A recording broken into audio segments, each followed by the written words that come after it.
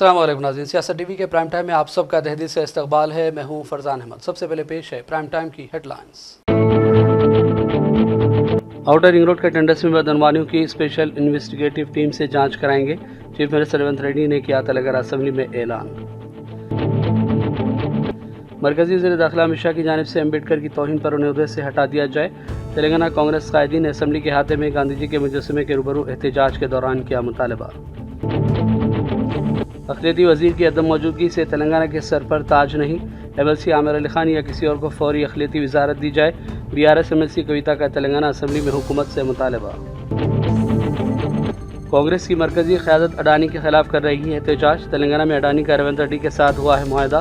साबिक़ा रियासती वज़ीर KTR की सख्त तनक़ीद, राहुल गांधी से किए चंद सवालात। अडानी के खिलाफ जांच करवाने हमारा बुनियादी मुतालबा, अम्बेडकर मामला तवज्जो हटाने के लिए लाया गया। अमित शाह का बयान नाकाबिल कबूल, खड़गे और राहुल गांधी की मुश्तरका प्रेस कॉन्फ्रेंस। मोदी हुकूमत ने पार्लियामेंट के बाहर छेड़छाड़ करते हुए बाबा साहब अम्बेडकर की तस्वीर हटा दी। कांग्रेस की जनरल सेक्रेटरी प्रियंका गांधी वाड्रा की नुक्ताचीनी, कहा राहुल गांधी के रास्ते में भी खड़ी की जा रही हैं रुकावटें।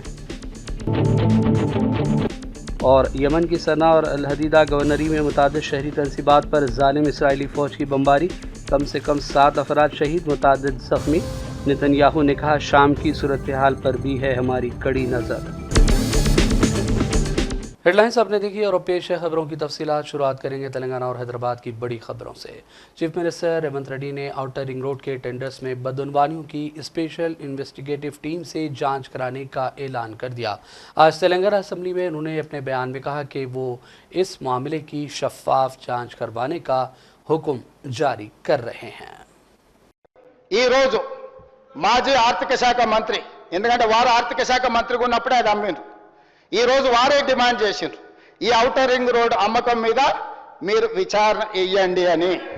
నేను మనస్ఫూర్తిగా వారు మనస్ఫూర్తిగా విచారణకి ఏదైతే అడిగినరో వెనకాల వారు కూడా చదువు వచ్చినా రాకపోయినా వారు కూడా వారికి మద్దతు పలికినందుకు వారిద్దరి కోరిక మేరకు స్పెషల్ ఇన్వెస్టిగేటింగ్ టీంను నిర్వహించి ప్రధాన ప్రతిపక్షం కోరిక మేరకు ఔటర్ రింగ్ రోడ్డు టెండర్కు సంబంధించి ప్రైవేటు సంస్థలకు కట్టబెట్టిన విధానాల మీద ఈ సభ ద్వారా ఈ సభ్యులందరి ఆమోదంతో విచారణకు నేను ఆదేశిస్తున్నా।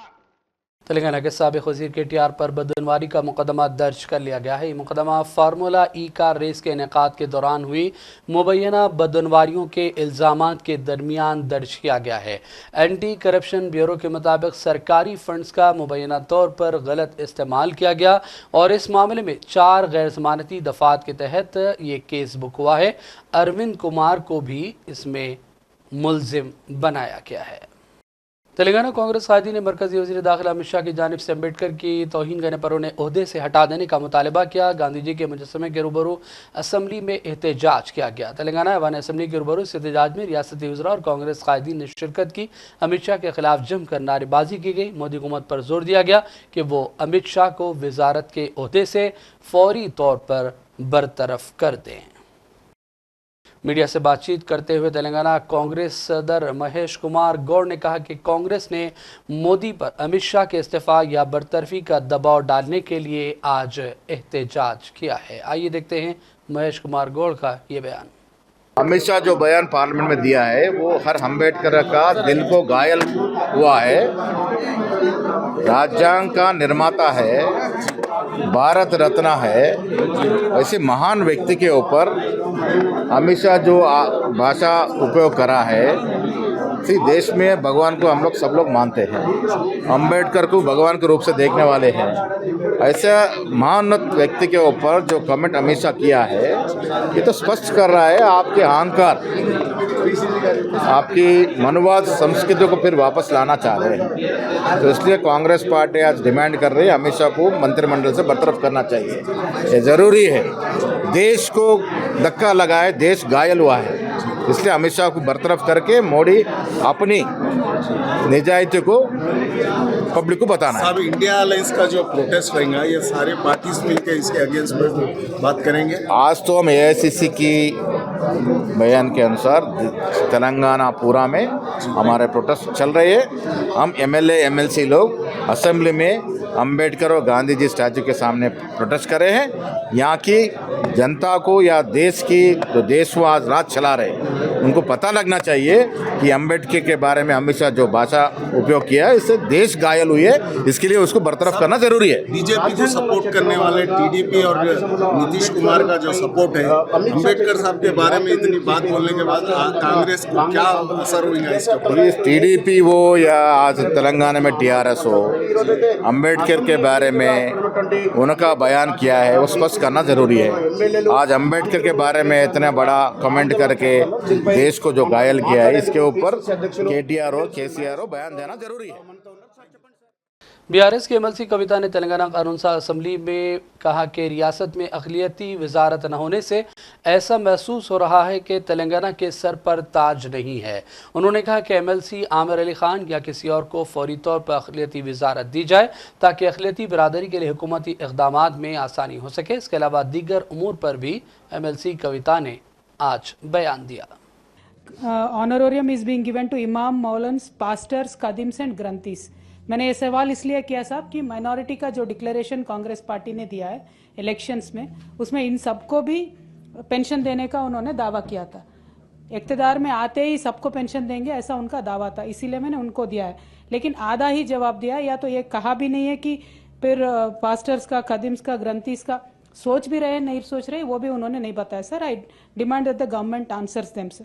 And second thing sir, in the minority declaration they have also claimed that they will create a separate minority sub plan, जिसको 10,000 करोड़ देके माइनॉरिटी सब प्लान क्रिएट करते बोल के उन्होंने दावा किया था। उसका क्या हुआ मैं पूछना चाहती हूँ साहब। उसके साथ साथ उन्होंने कहा माइनॉरिटी के जो बच्चियां हैं जिनके शादी के वास्ते 1,60,000 रुपए देते, उसके साथ साथ 1 तोला सोना भी देते बोल के बोले साहब, उसका क्या हुआ जरा बताना है। ये मेरी सवाल है। लेव सर काकपोते है, जैसे जिस तरीके से मिनिस्टर्स को आप समय दे रहे साहब, हमें भी देना इंपॉर्टेंट है सर, क्योंकि मिनिस्टर्स भी आधा घंटा बात कर रहे सब, तो थोड़ा हमें 5 मिनट तो आप दे दो। और इसमें एक ही रिक्वेस्ट है सर, इसमें एक ही रिक्वेस्ट है, जिस तरीके से सर मेरा I am the primary member sir 1 second, I am the primary member. तो मेरा यही रिक्वेस्ट है सर, जो माइनॉरिटी बच्चों के वास्ते प्रॉमिस था, माइनॉरिटी खवातीनों के वास्ते प्रॉमिसेस है, माइनॉरिटी लड़कियों को जो शादी होने का उनका प्रॉमिस है, उसके बारे में क्या कर रहे हैं। दूसरी इंपॉर्टेंट बात यह है सर, आज तक तारीख में आंध्र प्रदेश से लेकर तेलंगाना तक एक भी ऐसा मिनिस्ट्री नहीं था साहब जिसमें माइनॉरिटी के मिनिस्टर नहीं थे। इन्होंने कहा माइनॉरिटी के एक नहीं 2 मिनिस्टर बनाएंगे।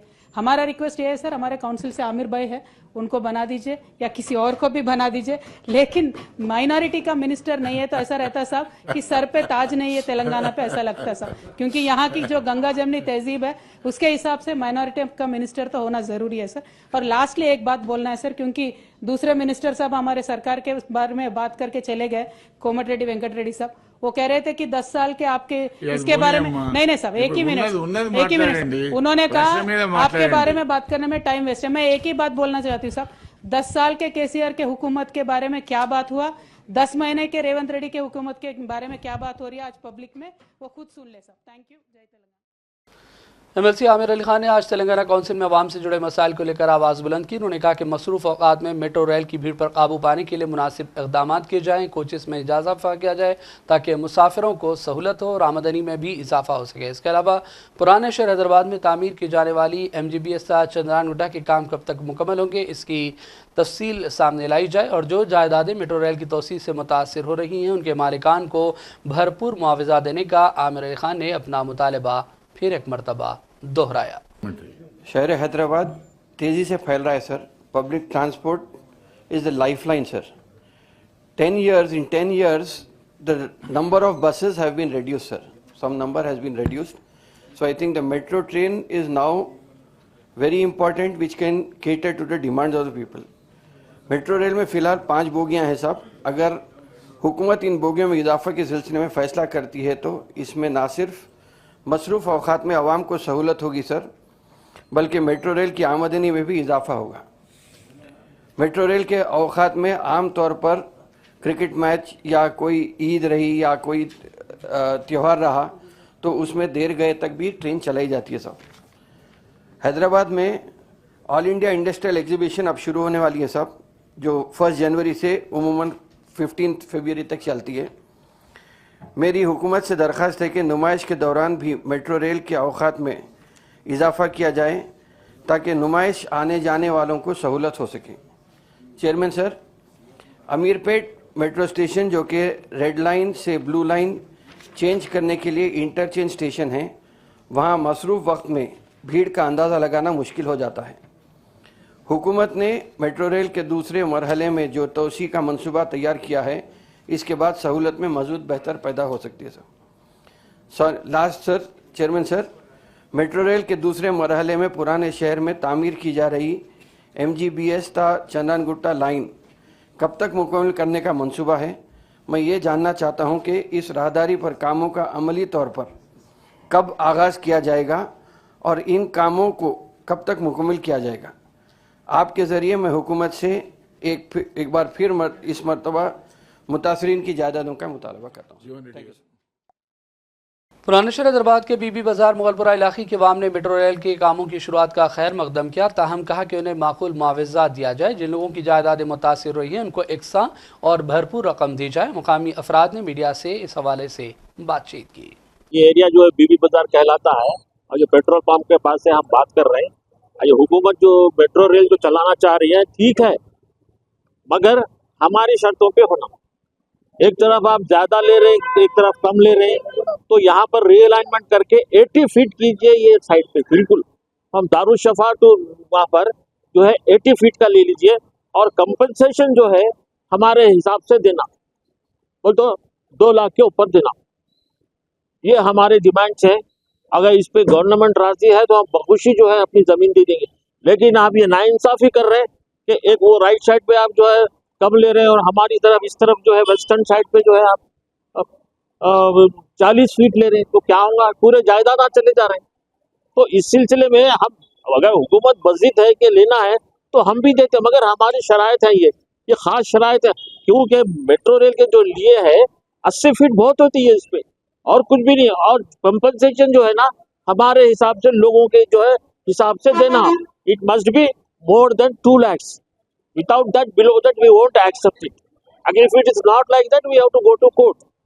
Again, I imply Revant Reddy Saab to take into consideration the wishes of this route from MGBS to Chandrayana-Gutta. And moreover, it will be better if this project is abandoned. Instead, for a 7.5 kilometer route, you are spending crores of rupees. The same amount can be used for the welfare of these people. 3 suggestions है मेरे। पहला suggestion ये है कि जो amount कर रहे हैं कि अबाउट चंद्रायन-गुट्टे पे एक बड़ा कॉर्पोरेट गवर्नमेंट हॉस्पिटल बनाओ और सालारजंग म्यूजियम, आप इतनी बड़ी म्यूजियम जो लाखों रुपए कमाए, उनके नाम पे एक यूनिवर्सिटी बनाओ, म्यूजियोलॉजी यूनिवर्सिटी। उतना वहां से वहां तक अफजलगंज तक लैंड एक्वायर करो, यहाँ ले रहे जबरदस्ती, वहां ले लेके बड़ी यूनिवर्सिटी बनाओ। तीसरी, साबिक़ा रियासती वज़ीर KTR ने कांग्रेस के साबिक़ सदर राहुल गांधी से चंद सवालात करते हुए एक मकतूब रवाना किया। उन्होंने कहा कि कांग्रेस दोहरा मेयार अख्तियार कर रही है। एक जानिब कांग्रेस की मरकजी क़यादत अडानी के खिलाफ एहतजाज कर रही है, जबकि 12,400 करोड़ रुपये अडानी ने तेलंगाना में रेवंत रेड्डी के साथ मुआहदा करने के बाद सरमायाकारी की है। उन्होंने इल्ज़ाम लगाया कि कांग्रेस दोगलापन अख्तियार कर रही है। इन सब शिकायत पर एक मकतूब KTR ने राहुल गांधी और कांग्रेस क़यादत को रवाना किया।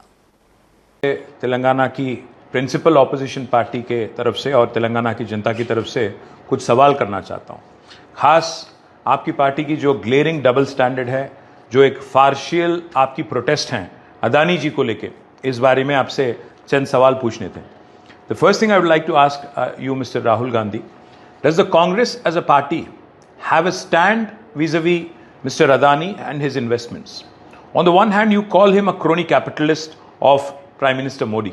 On the other hand, your Chief Minister in Telangana, Mr. Revant Reddy, today accepts 100 crores of massive money as donation for a proposed skill university. Do you not see a dichotomy here? Do you not see double standards of the Congress here? Not only 100 crores of donation from Mr. Gautam Adani, but also rolling out a red carpet. And the same crony capitalist that you continue to accuse across the country and across the world, today gets a red carpet welcome in Telangana by your Chief Minister Revant Reddy. 12,400 crores of investments of Memorandum of Understanding for investments have been signed by the Telangana government. My humble request to you as the leader of the opposition in parliament and also as an important leader of the Congress party, I would urge you to take a stand and not continue this political farce. Because while you continue to protest against Adani, the people of Telangana are laughing. The people of Telangana are mocking your Congress party.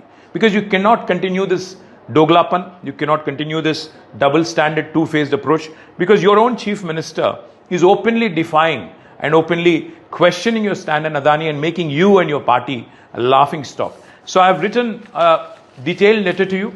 I hope you'll get a chance to review it, and I'll hope you'll also discuss in your Congress working committee and probably give some advice to your own chief minister and ask him not to indulge. If you believe that Mr. Adani is a crony capitalist, if you believe that Mr. Adani is the other side of Prime Minister Modi and his dear friend, then please do ensure that your chief minister also falls in line with the party's approach and party's line, and not continue with this mockery, that you call the protest, this mockery and this farce that you call against crony capitalism. Thank you. किसानों के साथ किए गए तमाम वादों को पूरा करने की मांग करते हुए बीआरएस अरकान असम्बली ने आज बैलबंडी में ऐवान पहुंचे, एहतजाज दर्ज करवाया।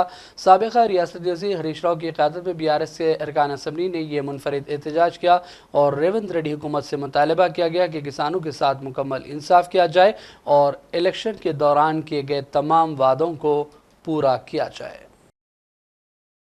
तेलंगाना असम्बली का मौजूदा सेशन कब तक चलेगा, इसकी वजाहत की जाए। मजलिस के फ्लो लीडर अकबर वैसी ने यह मुतालबा किया। उन्होंने कहा कि ऐवान का कायदा होता है कि असम्बली की तारीखें पहले से तय होती हैं, कब तक ऐवान की कार्रवाई चलेगी ये सब भी बीएसी मीटिंग में तय पाता है और वाजे भी किया जाता है। उन्होंने इल्ज़ाम लगाया कि हुकूमत ऐवान को चलाने की अहल नहीं है तो हुकूमत आखिर कैसे करेगी। अकबर वैसी के इस रिमार्क पर रियासती वज़ीर डी श्रीधर बाबू गुस्सा हो गए और कहा कि इस तरह बयान देना दुरुस्त नहीं है। आइए देखते हैं अकबर वैसी और डी श्रीधर बाबू का ये बयान। Also know, after this short discussion, are we going to continue with the second short discussion? So at least I'll go and prepare for that, sir.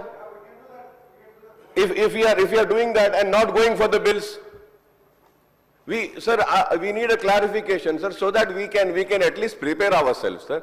I request you to please come for the rescue, sir. And once again, I'm saying I'm not questioning your authority at all, sir. You have all the rights to take, sir. But it is a parliamentary practice where all the floor leaders are being taken into, confidence कि भाई CM साहब को जाना है, minister साहब को कहीं जाना है या कुछ मीटिंग है, जरा पहले ये ले लेंगे तो we can go and prepare, sir. At least इतना तो coordination करो, sir. Sir, in parliament, whenever the parliament is announced, they announce the parliament will start on this day, it will end on this day. Still we do not know when are we ending the session. Every time the BSc is conducted, sir, whatever decision has been taken in BSc, it is circulated. Up till now, we don't know. Only one sentence came, speaker will decide. Yes, sir, your authority, you have the authority, you can decide. But the question is, when are we going to decide? If the government is unable to run the house, so I can understand and imagine how they are running the government, sir. Okay, our whips or some office should have told, there should have been some gap. No, that was the gap. That was, no, yeah. होता भाई कभी कभी आप मान लें नहीं गलती को मानने नहीं sir why we should sorry it's the honorable speaker's direction which has to be followed. Why no, that is not our job. It's not my job to take you out. Out of consideration and out of respect for the floor leader. He being the floor leader, we are answerable. He being the floor leader, we are answerable. Who is the floor leader there? You are not the floor leader there. Where is the floor leader? Where is the floor leader?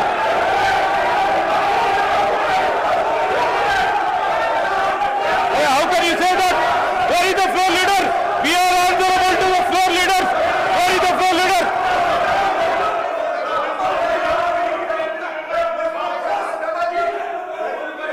Sir, I have highest respect. Sir, I have highest respect. Sir, वाला साबिक़ रियासती वज़ीर हरीश राव ने भी अकबर ओवैसी की तायद की और कहा कि असम्बली सही ढंग से नहीं चलाई जा रही है। ऐवान के काम के दिन और मुद्दत कार के बारे में वाज़ेह मौक़िफ़ इख्तियार करना चाहिए। हरीश राव के इस बयान पर स्पीकर जी प्रसाद कुमार ने मुदाखलत की और कहा कि वो इस मामले पर बयान देंगे। Sir, I fully agree with Akbaruddin Owaisi साहब. అక్బరుద్దీన్ ఓవైసీ గారి వ్యాఖ్యలతో పూర్తిగా ఏకీభవిస్తున్నాం అధ్యక్ష. ఇన్ఫాక్ట్ అధ్యక్ష, బెల్లు కొట్టడానికి 10 నిమిషాల ముందు కూడా అసెంబ్లీ సెక్రటరీ గారి దగ్గరికి నేను వెళ్ళి ఏ సబ్జెక్ట్ తీసుకుంటారు సెక్రటరీ గారు అంటే తెలియదు సార్, స్పీకర్ గారు డిసైడ్ చేస్తారు. Is it the way? నేను విప్లవ్ అడిగాను. యాక్చువల్గా ఎల్ఏ మినిస్టర్ గారి డ్యూటీ, విప్లవ్ డ్యూటీ విపక్ష సభ్యులకు ఎప్పటికప్పుడు వచ్చి చెప్తూ ఇవాళేం బిజినెస్ ఉంటుంది, రేపేం బిజినెస్ ఉంటుంది చెప్పాలి సార్. అసలు బెల్లు కొట్టే వరకు కూడా మీరు చైర్లో కూర్చొని ఇవాళ ఫైనాన్స్ మినిస్టర్ స్టేట్మెంట్ అనే వరకు కూడా మాకు తెలియదు. అది కూడా మీరు స్టేట్మెంట్ అని చెప్పినాక మా స్టేట్మెంట్ మా చేతిలో లేదు సార్ అని మీకు చెప్తే అప్పుడు స్టేట్మెంట్ కాపీ తెచ్చి మా చేతిలో పెడుతున్నారు. This is not the way of running the house. 10 minute पहले सेक्रेटरी साहब को मैं भी पूछा, नहीं मालूम बोल रहा सेक्रेटरी साहब, ये क्या चल रहा है, ये असेंबली चलाने का तरीका है क्या? Is it the way of running the house? Speaker साहब, मी रूलिंग हियर अध्यक्ष. సభ్యులకు విపక్షాలకు చెప్పి ఎజెండా మార్చాలి, ఎమర్జెన్సీ ఉంది అని మాకు చెప్పి अध्यक्ष. अकबर भाई बैठिए, मैं बोलता हूँ, बैठिए आप बोलता हूँ मैं. तेलंगाना में एसएससी बोर्ड ने 10वीं जमात के सालाना बोर्ड इम्तिहानात का शेड्यूल आज जारी कर दिया है। एसएससी इम्तिहानात का आगाज़ 21 मार्च 2025 से हो जाएगा, जबकि आखिरी इम्तिहान 4 अप्रैल 2025 को मुनक़िद होगा।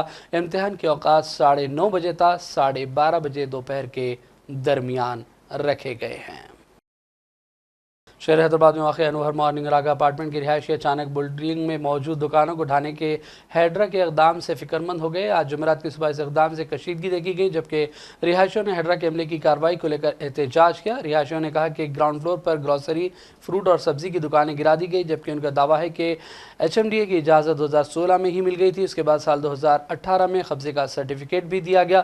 लेकिन दूसरी जानिब हाइड्रा के कमिश्नर AV रंगनाथ ने कार्रवाई की वजाहत में कहा कि फ़्लैटों में रहने वाले 38 ख़ानदानों की जानिब से दर्ज कराई गई शिकायत के बाद ही इन्हदामी कार्रवाई अंजाम दी गई है।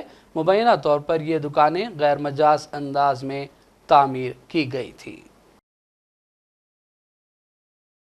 आसिफाबाद रेलवे स्टेशन नवाब मीर उस्मान अली खान के अजीम कारनामों में से एक अहम कारनामा बताया जाता है। ज़िला के भी आसिफाबाद से हमारे नुमाइंदे में जमील की रिपोर्ट के मुताबिक आसिफाबाद रेलवे स्टेशन का 16 दिसंबर साल 1928 में नवाब मीर उस्मान अली खान ने इफ्तिताह अंजाम दिया था। रेलवे लाइन का इफ्तिताह करते हुए आसिफाबाद के अवाम को ट्रेन के ज़रिए हैदराबाद सफ़र की सहूलत फराहम की गई। ताहम अफसोस की बात यह है कि रेलवे लाइन की इफ्तिताही तख्ती को मौजूदा रेलवे इंतज़ामिया की जानिब से नज़रअंदाज किया जा रहा है, जिसकी वजह से मुकामी अवाम में बेचैनी है। मुकामी लोगों ने महकमा रेलवे के आला अहदेदारों और मुस्लिम अक़लियत की बदौलत इक़्तिदार पर पहुँची कांग्रेस हुकूमत से मुतालबा किया है कि नवाब मीर उस्मान अली खान के हाथों इफ्तिताह करदा इस तख्ती को सरकारी तौर पर बेहतर शक्ल में बरकरार रखने के लिए तमाम तर ज़रूरी इक़दामात और कार्रवाई की जाए। सियासत शॉपिंग धूम का आज पहला मिनी ड्रा मुनक़िद किया गया। मैनेजर सियासत शुजात अली की निगरानी में ड्रा मुनक़िद किया गया, जिसमें ताजीन और दीगर नुमाइंदा शख्सियात ने भी शिरकत की। याद रहे कि सियासत शॉपिंग धूम का 14वां सीज़न है। इनामात की तफसील 20 दिसंबर के रोज़नामा सियासत में मुकम्मल तफसीलात के साथ शाये की जाएंगी। सियासत शॉपिंग धूम का 14वां कामयाब साल है।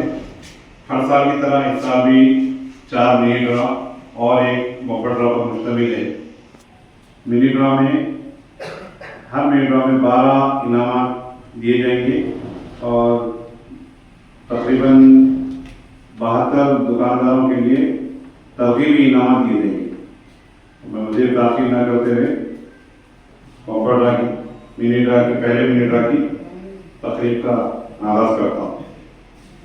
पहला इनाम वोल्टास रेफ्रिजरेटर के लिए मैं जनाब मीर शुजात अली साहब जनरल मैनेजर सियासत रोजनामा सियासत को पहला इनाम ओल्टा रेफ्रिजरेटर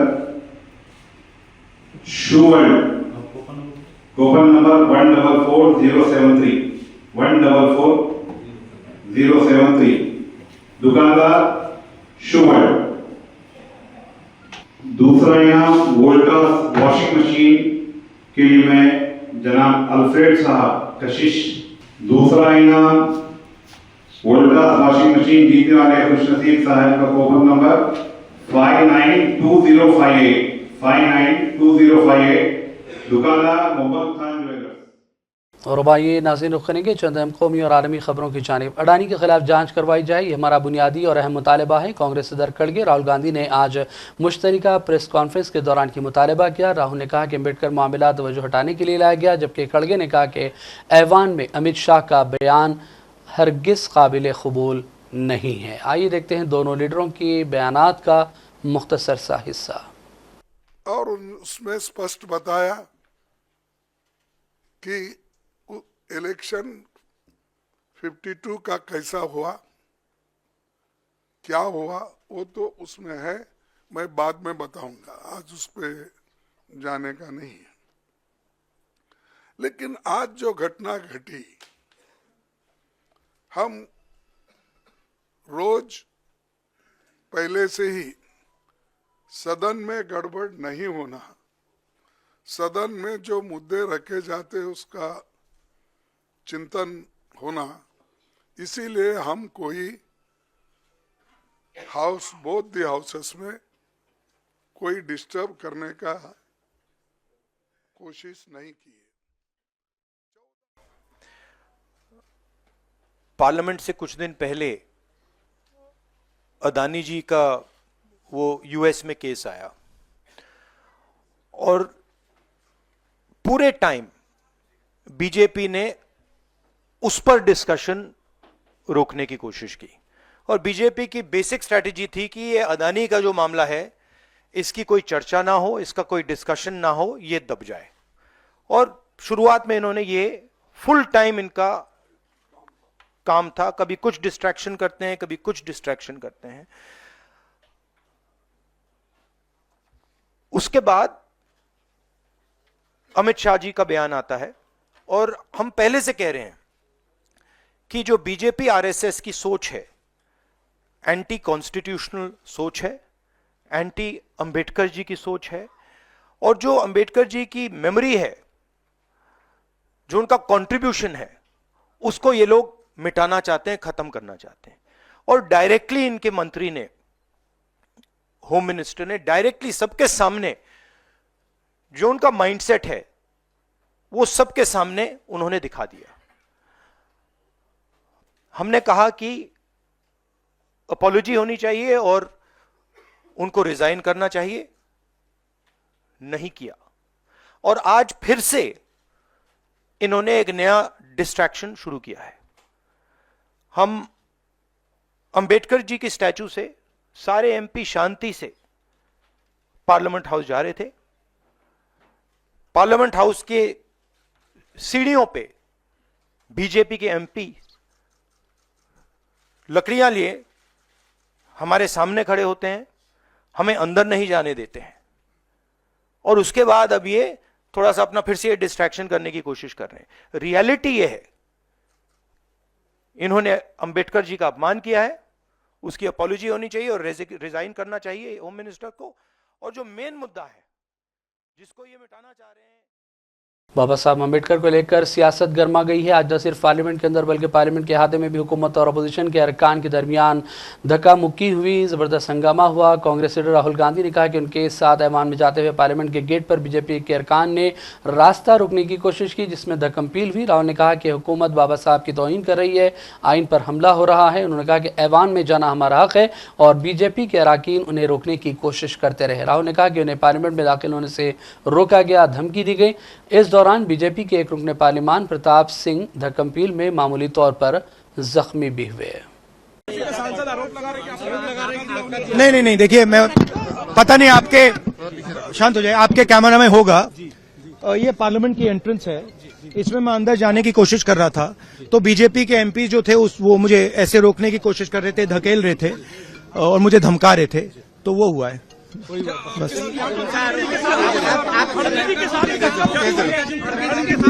नहीं देखिए हाँ किया है मगर ठीक है कोई मतलब धक्का मुक्की से हमें कुछ होता नहीं है, मगर ये एंट्रेंस है पार्लियामेंट हाउस की और हमारा अधिकार है अंदर जाने का, और बीजेपी के जो मेंबर्स हैं वो हमें अंदर जाने से रोक रहे थे। सेंट्रल इशू है जो आप लोग मांग कर रहे हैं अमित शाह के रेजिग्नेशन को लेकर। नहीं, सेंट्रल इशू है कि ये कॉन्स्टिट्यूशन पर आक्रमण कर रहे हैं और जो अंबेडकर जी की मेमोरी है उसका अपमान कर रहे हैं। बीजेपी सर आप लोगों से माफी की मांग कर रही है, कह रही है कांग्रेस माफी मांगे। मैम आपके साथ धक्का मुक्की हुई है? और उधर दूसरी जानिब कांग्रेस जनरल सेक्रेटरी प्रियंका गांधी वाड्रा ने भी कहा कि हुकूमत ने पार्लियामेंट के बाहर छेड़छाड़ करते हुए बाबा साहब अम्बेडकर की तस्वीर हटा दी। उन्होंने कहा कि ऐवान में बाबा साहब की तौहीन करने के बाद आज फिर बीजेपी ने उनकी तौहीन की है। उनकी तस्वीर के साथ छेड़छाड़ करते हुए कोई और तस्वीर लगाई गई। ये वही ज़हनियत है जो मुख्तलिफ मकामात पर नस्ब बाबा साहब के मुजस्समों को नुकसान पहुँचाती है। ये बाबा साहब की तौहीन है। उन्होंने कहा कि राहुल गांधी को ऐवान में जाने से रोका गया, उन्हें धक्का दिया गया और बीजेपी जगह जगह रुकावटें खड़ी करने की कोशिशों में लगी हुई है। क्या कहेंगी जो कुछ देखने को आया है राहुल जी के खिलाफ?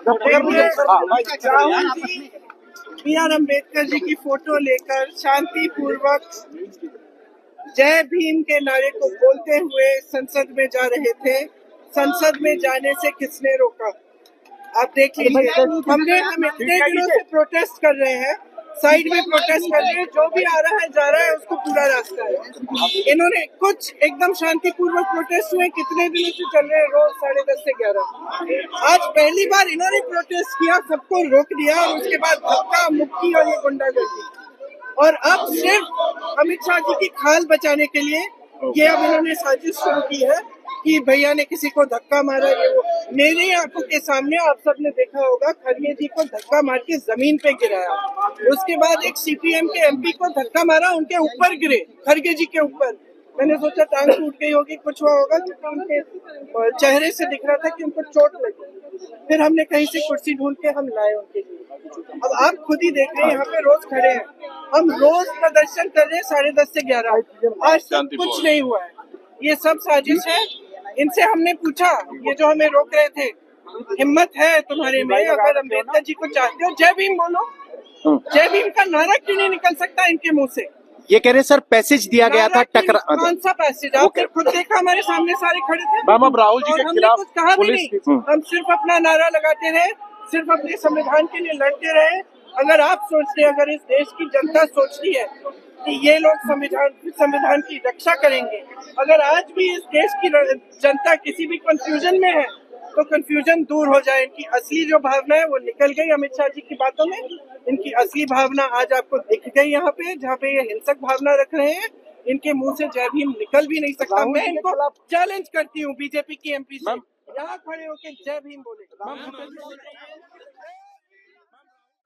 और इस दौरान बीएसपी लीडर मायावती ने भी अमित शाह की जानिब से बाबा साहब अम्बेडकर की तौहीन वाले बयान पर सख्त तनकीद की। उन्होंने कहा कि अमित शाह को ये बयान वापस लेना चाहिए, वरना ये कोई माफ़ नहीं करेगा और ना ही इसको हम भूल पाएंगे। आइए देखते हैं मायावती का ये बयान कि बीजेपी के श्री अमित शाह द्वारा संसद में भारतीय संविधान के मूल निर्माता व दलितों एवं अन्य उपेक्षित वर्गों के पूजनीय भगवान व मसीहा परम पूज्य बाबा साहब डॉक्टर भीमराव अम्बेडकर के बारे में जिन शब्दों का इस्तेमाल किया गया है, तो उससे बाबा साहब की गरिमा व अस्तित्व को काफी ठेस पहुंची है।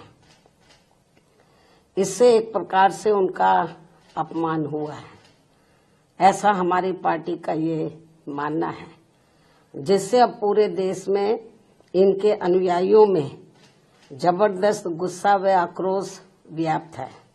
और ये इनके कहे गए शब्द इनको जल्दी ही वापस ले लेने चाहिए तथा इसके लिए इनको पश्चाताप भी जरूर करना चाहिए, तो ये बेहतर होगा। वरना इनके अनुयायी इस घटना को कभी भी भुला नहीं पाएंगे तथा ना ही इनको कभी माफ कर पाएंगे। जिस प्रकार से बाबा साहब के प्रति कांग्रेस पार्टी के असंख्य रहे गलत कारनामों को इनके अनुयायी अभी तक भी भुला नहीं पाए हैं और ना ही ये कभी कांग्रेस पार्टी को माफ करने वाले हैं, चाहे ये अपने कितने रंग ढंग व चाल आदि भी क्यों ना बदल लें। इतना ही नहीं बल्कि कांग्रेस पार्टी ने बाबा साहब के देहांत के बाद और अब बात करेंगे यमन के हवाले से। आज सुबह यमन की सना और अल हदीदा गवर्नरी में मुतादिद शहरी तंजीबात पर जालिम इसराइली फौज ने बमबारी कर दी, जिसमें कम से कम 7 अफराद शहीद हुए, कई जख्मी हुए। अंसारुल्लाह ग्रुप से वाबस्ता ग्रुप ने तस्दीक की कि इसराइली दुश्मन के हमले के नतीजे में 7 अफराद की शहादत हुई है। काबिज फौज ने रास ईसा बंदरगाह पर तेल की तंसीबात पर हमले किए, जिसकी वजह से 2 शहरी शहीद हुए, 1 जख्मी हुआ। जालिम फौज ने एक प्रेस बयान में कहा कि उसकी फ़ज़ाइया ने यमन में अंसारुल्लाह के फौजी निशानों पर हमले किए हैं। उसने सना में बंदरगाहों और तवानाई के बुनियादी ढांचे समेत दीगर तंसीबात को निशाना बनाया। काबिज दुश्मन ने दारकूमत के जुनूब और शुमाल में मरकजी पावर स्टेशनों पर हमले किए। हदीदा पर बमबारी की वजह से रास ईसा तेल की तनसीब के मुलाजमीन शहीद और जख्मी हुए। याद रहे कि एक जानिब इसराइल गाजा और लेबनान पर हमले कर रहा है, दूसरी जानिब शाम और फिर अब यमन को भी निशाना बनाया जा रहा है। इस दौरान नेतन्याहू ने कहा कि शाम की सूरत हाल पर हमारी कड़ी नजर है। עם שר הביטחון, הרמטכ"ל, אלוף פיקוד צפון, ראש השב"כ ומפקדים בכירים. אנחנו פה בחיתוך מצב כדי להחליט על היערכות ישראל במקום החשוב הזה עד שימצא סידור אחר שמבטיח את ביטחון ישראל. זה מעלה אצלי נוסטלגיה. הייתי פה לפני 53 שנים עם החיילים שלי בסיירת מטכ"ל. המקום לא השתנה, באותו מקום. אבל החשיבות שלו לביטחון ישראל רק קיבלה משנה תוקף בשנים האחרונות, ובמיוחד בשבועות האחרונים, עם האירועים הדרמטיים שמתרחשים כאן מתחתנו בסוריה. और अब आखिर में हेडलाइंस पर डालेंगे एक और नजर। आउटर रिंग रोड के टेंडर्स में बदनवानियों की स्पेशल इन्वेस्टिगेटिव टीम से जांच कराएंगे, चीफ मिनिस्टर रेवंत रेड्डी ने किया तेलंगाना असेंबली में ऐलान। मरकजी वज़ीर दाखिला अमित शाह की जानिब से अम्बेडकर की तौहीन पर उन्हें उहदे से हटा दिया जाए। तेलंगाना कांग्रेस कायदीन ने असेंबली के हाथे में गांधी जी के मुजस्समे के रूबरू एहतजाज के दौरान किया मुतालबा। अक़लियती वज़ीर की अदम मौजूदगी से तेलंगाना के सर पर ताज नहीं, MLC आमिर अली खान या किसी और को फौरी अक़लियती वज़ारत दी जाए। BRS MLC कविता का तेलंगाना असेंबली में हुकूमत से मुतालबा। कांग्रेस की मरकजी क़यादत अडानी के खिलाफ कर रही है एहतजाज। तेलंगाना में अडानी का रेवंत रेड्डी के साथ हुआ है मुआहदा। साबिक़ा रियासती वज़ीर KTR की सख्त तनक़ीद, राहुल गांधी से किए चंद सवालात। अडानी के खिलाफ जांच करवाने हमारा बुनियादी मुतालबा, अम्बेडकर मामला तवज्जो हटाने के लिए लाया गया। अमित शाह का बयान नाकाबिल कबूल, खड़गे और राहुल गांधी की मुश्तरका प्रेस कॉन्फ्रेंस। मोदी हुकूमत ने पार्लियामेंट के बाहर छेड़छाड़ करते हुए बाबा साहब अम्बेडकर की तस्वीर हटा दी। कांग्रेस की जनरल सेक्रेटरी प्रियंका गांधी वाड्रा की नुक्ताचीनी, कहा राहुल गांधी के रास्ते में भी खड़ी की जा रही हैं रुकावटें। और यमन की सना और अल हदीदा गवर्नरी में मुतादिद शहरी तंसीबात पर जालिम इसराइली फ़ौज की बमबारी, कम से कम 7 अफराद शहीद, मुतादिद ज़ख्मी। नेतन्याहू ने कहा शाम की सूरत हाल पर भी है हमारी कड़ी नज़र। प्राइम टाइम का सिलसिला फ़िलहाल यही ख़त्म करते हैं। मोहम्मद फरजान अहमद को पूरी टीम के साथ इजाज़त दें। देखते रहिए सियासत TV। अल्लाह हाफ़िज़।